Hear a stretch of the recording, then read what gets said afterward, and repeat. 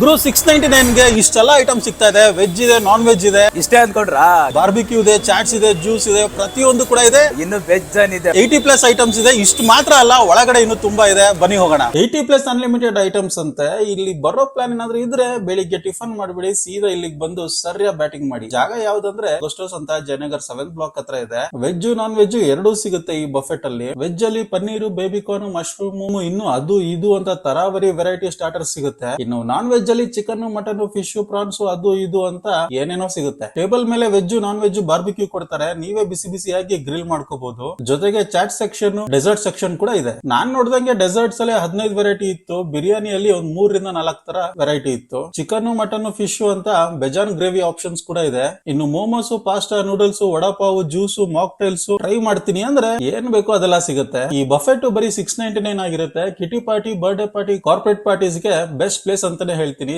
ಮತ್ತೆ ನಾನು ಇದೇ ತರ ಹೊಸ ಕಂಟೆಂಟ್ ಸಿಗ್ತೀನಿ. ಅಲ್ಲಿವರೆಗೂ ಟೇಕ್ ಕೇರ್, ಬೈ.